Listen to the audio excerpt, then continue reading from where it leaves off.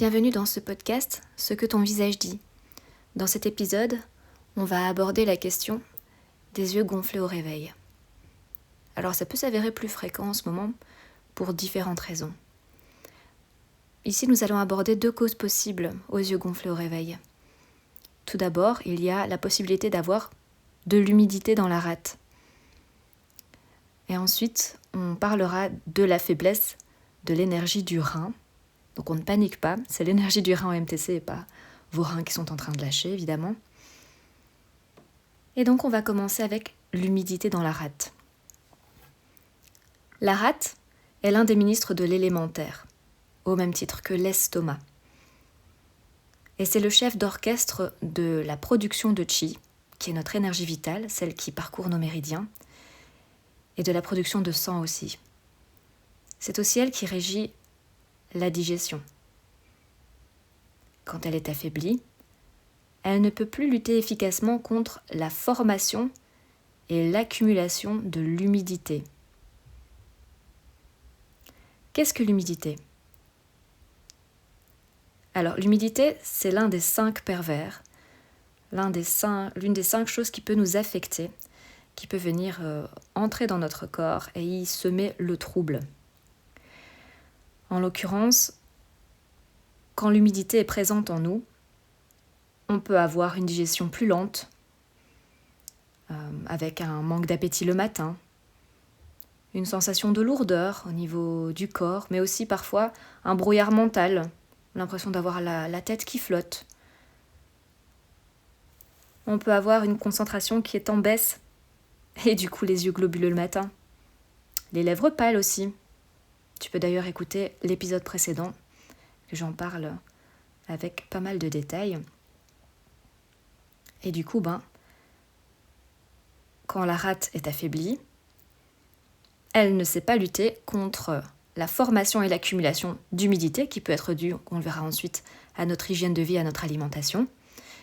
Mais il y a aussi l'humidité qui vient de notre espace environnant, de notre environnement, tout simplement. Donc ça peut venir tout simplement de la météo, si vous vivez comme moi en Belgique dans un pays relativement humide. Ça peut venir de l'alimentation comme je l'ai dit. Et admettons que vous soyez du style à aller vous baigner souvent, que ce soit à la piscine ou ailleurs, l'humidité rentre dans les pores. Jusque-là, je ne vous apprends rien, je pense. Et en fait, l'humidité qui entre et l'humidité qui est formée et qui s'accumule à l'intérieur à cause de la rate affaiblie, c'est vraiment un cercle vicieux. Donc la rate ne sait pas se débarrasser de l'humidité, elle ne sait pas empêcher sa formation, et du coup on accumule de plus en plus d'humidité et on a un mal-être général, on est épuisé au matin, on se traîne toute la journée, la digestion n'est pas terrible. Du coup l'humidité s'accumule, elle stagne et elle peut monter au niveau du visage, ce qui donne des yeux globuleux et parfois aussi un peu le visage pouffi comme ça. Alors pourquoi est-ce que c'est plus fréquent en ce moment ? On sort de l'hiver, et des fêtes, et des vacances. Alors si tu te souviens de l'épisode dernier, la rate, elle n'aime pas les changements de rythme. Elle n'aime pas non plus quand on prend ses repas à heures diverses, qu'on se couche à des horaires variés. La rate, elle aime bien la routine. Et du coup, avec les vacances et les fêtes, on a complètement chamboulé tout ça. On a chamboulé notre alimentation. On a chamboulé les heures de coucher et d'alimentation. Et du coup, ça affaiblit le système digestif, ça affaiblit la rate. Et en plus, ce qu'on consomme, on va pas se mentir, affaiblit déjà le système digestif. Et donc, il y a plus d'humidité. Et en plus de ça, à l'extérieur, en ce moment, il fait quand même particulièrement humide. Et donc, ça engendre davantage d'humidité. On va faire un petit topo du coup sur l'alimentation. Comment éviter de faire rentrer l'humidité en soi. Bon, si vous allez à l'extérieur, déjà couvrez-vous bien. Je ne vais pas insulter votre intelligence. Évitez de marcher pieds nus. Couvrez-vous bien la nuque, les mains. Mais en termes d'alimentation, observez toujours le 80%, 20%. Donc à 80%, vous allez essayer de suivre les quelques conseils que je vais donner, si vous le souhaitez évidemment. Et à 20%, vous pourrez éventuellement craquer votre slip et manger comme bon vous semble, aller au restaurant, faire une sortie, Ou alors, allez vous chercher un pain au chocolat. Hein. Faut pas se frustrer de toute façon. On conseille d'éviter le froid et le cru pour éviter la formation d'humidité. D'éviter les charcuteries, les frites, tout ce qui est mauvais gras, les sucres raffinés, les aliments hyper transformés. Quand on dit aliments hyper transformés, ce sont toutes ces choses qu'on serait nous-mêmes incapables de produire chez nous. Donc on est d'accord que personnellement, je ne sais pas fabriquer un sneakers chez moi. Même s'il y a pas mal de tutos qui circulent sur les réseaux et qui montrent des manières de faire et de reproduire le sneakers. Consommer de l'alcool et la caféine, c'est aussi déconseillé. Ça favorise la formation d'humidité. La sédentarité aussi. Hein. La sédentarité, être assis sur ses fesses toute la journée, ça empêche la circulation du chi, du sang, des liquides de manière générale. Et ça favorise les stagnations un peu partout dans le corps. Et enfin, éviter évidemment la piscine. Alors, aller régulièrement à la piscine quand il fait particulièrement chaud, c'est recommandé, on va dire. Se rafraîchir de cette façon, c'est une bonne chose, surtout en pleine canicule. Mais on évite de faire ça quand il fait autour de nous froid et humide. Ce qu'on peut favoriser, c'est l'activité physique douce, comme le yoga, le qigong, ce genre de choses. La marche aussi. Tout ce qui va pouvoir activer la circulation sans épuiser le corps, sans épuiser à la fois les réserves et l'énergie vitale. On peut aussi boire chaud après les repas. Et d'ailleurs, le matin, il est recommandé de boire tiède à chaud toute la matinée en fait, parce que l'énergie, quand on se réveille, elle est douce et il ne faut pas venir trop la bousculer. Et maintenir un bon feu digestif dès le matin, ça permet d'avoir l'énergie toute la journée, ça permet d'avoir moins de coups de barre en début d'après-midi. Et ça permet d'éviter, je dis bien d'éviter, de tomber malade aussi. On recommande aussi les repas grillés, rôtis, mijotés, ce sont des modes de cuisson qui sont favorisés. Consommer des légumineuses, ça peut aider à assécher l'humidité, donc il est de bonne aloi d'en consommer tous les jours, une petite portion. Alors ça peut être des petits pois, ça peut être des haricots, des pois chiches, des lentilles. Donc tout ce qui vous fera envie, tout ce qui vous plaît, mais un petit peu tous les jours. Ça peut aider, surtout en cette période où il y a quand même pas mal d'humidité autour de nous. On peut aussi alterner les activités et les moments de repos. Donc pour éviter la sédentarité, on peut essayer de travailler debout, on peut essayer de s'activer, de faire une petite marche après un repas par exemple. Mais on n'oublie pas non plus de temps en temps, quand on est épuisé, au lieu d'aller courir un marathon, au lieu d'aller faire 1 heure de spinning, on favorise peut-être 30 minutes d'activité douce et 30 minutes de sieste ou de méditation. C'est important de respecter son rythme. La rate, c'est ça, c'est le respect du rythme interne, le respect d'une routine. C'est savoir s'accorder de la douceur, pas venir se brusquer. Il y va de notre production de chi, d'énergie vitale. Et plus on a un chi de qualité, en quantité, moins on va puiser sur la réserve de Jing, c'est-à-dire cette source d'énergie qui n'est pas renouvelable et qu'on abordera juste après, et d'empêcher d'aller venir grappiller ces réserves. Encore une fois, n'oubliez pas de bien vous couvrir par temps de pluie. Évitez d'aller courir sans manteau, sauter sur les flaques de boue. Ça peut être sympa quand on est enfant, mais un peu moins à l'âge adulte, et un peu moins quand on a déjà trop d'humidité en soi. Quels sont les risques en fait de l'humidité ? Trop d'humidité en fait, ça peut causer des maladies inflammatoires. Là on parle d'humidité, de stagnation, déjà installée depuis un moment évidemment. Il y a 2 maladies, ou en tout cas groupes de maladies qui me viennent en tête là tout de suite. C'est par exemple l'endométriose, qui est clairement une forme qui est due à une forme d'humidité, et les rhumatismes par exemple. D'ailleurs par temps humide généralement les crises se renforcent. Et donc je vous conseille de faire bien attention à vous, de bien prendre soin de votre digestion pour éviter l'humidité.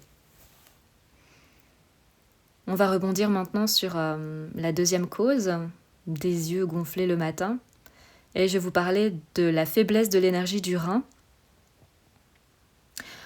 La différence avec l'humidité dans la rate, c'est que l'humidité dans la rate, elle se verra généralement sur la paupière supérieure qui sera plus gonflée.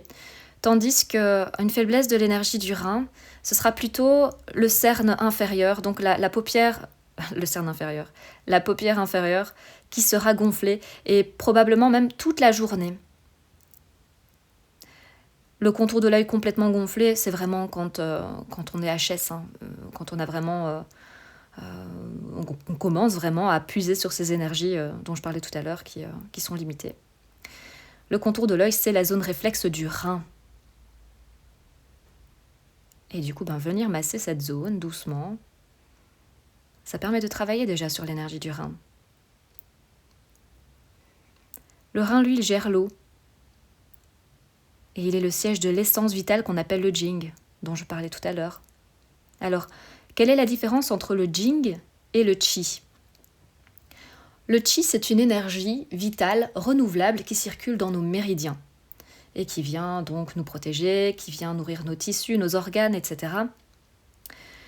Le Qi, il est produit à partir de notre Qi inné, donc celui avec lequel on est, avec le Qi de la respiration et celui de l'alimentation.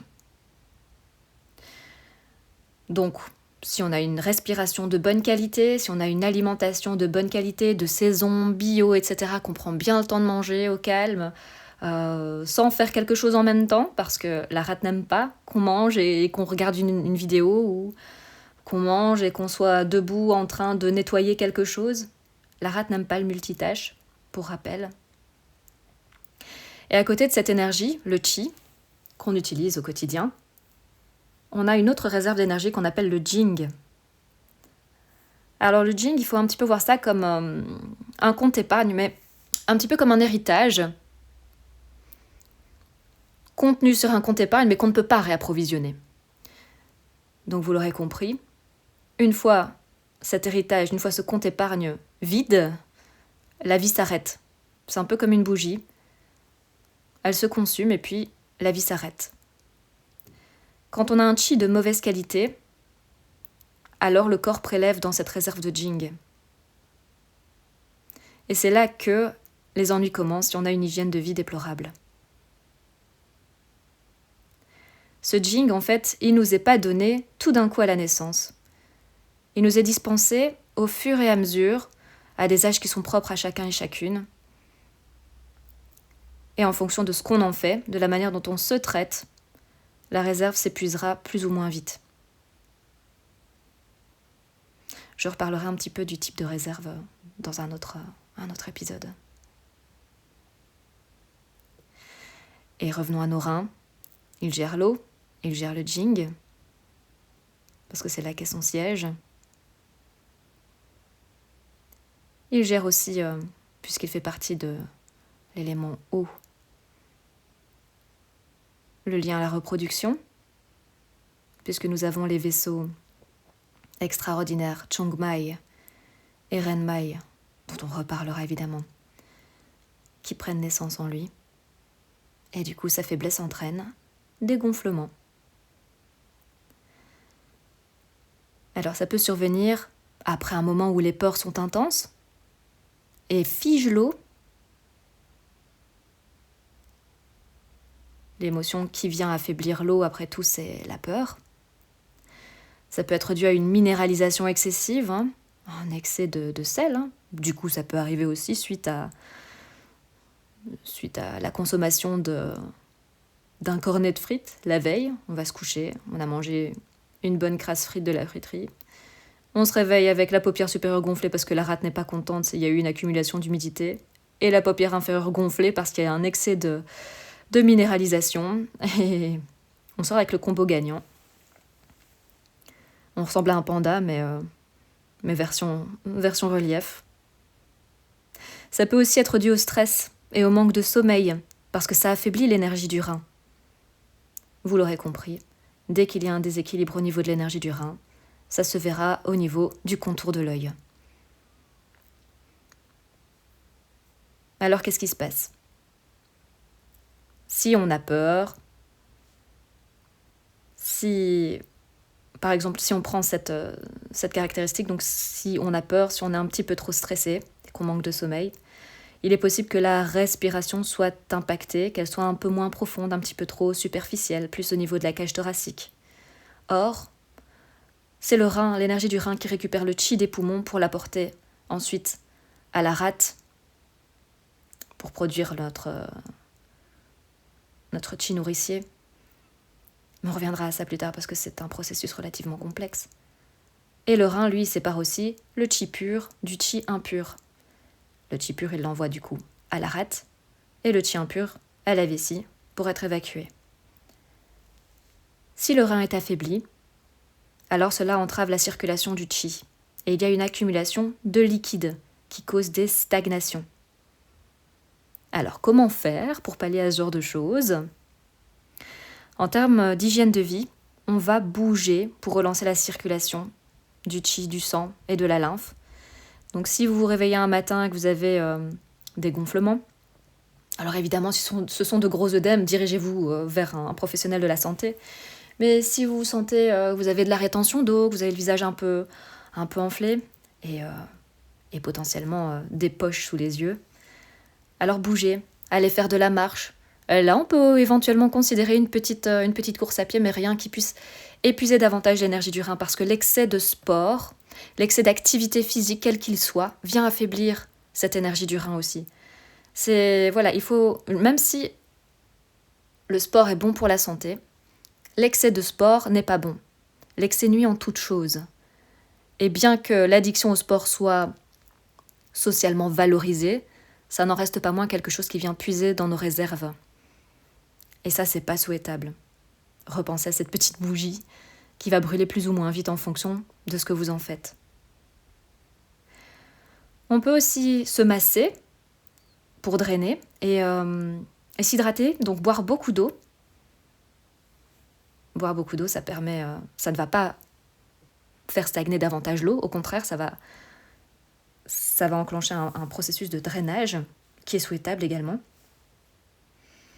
Et en termes d'alimentation, on peut venir nourrir l'énergie du rein. Alors, le rein, lui, il aime bien les aliments qui sont noirs, comme les olives noires, la vanille, le chocolat. Tiens, je vous parlais de la vanille justement dans l'épisode précédent. Les légumineuses, c'est combo gagnant, hein. Vous mangez des légumineuses, vous travaillez à la fois sur l'humidité de la rate et vous travaillez aussi sur l'énergie du rein. On peut utiliser des condiments comme la sauce soja, consommer des protéines végétales. Et alors tout ce qui est produit de la mer, comme les poissons, les fruits de mer, les algues, tout ça vient travailler sur l'énergie du rein. Voilà, j'espère que cet épisode t'aura permis de comprendre un petit peu mieux comment fonctionnent les poches, la formation de poches et de gonflements autour des yeux.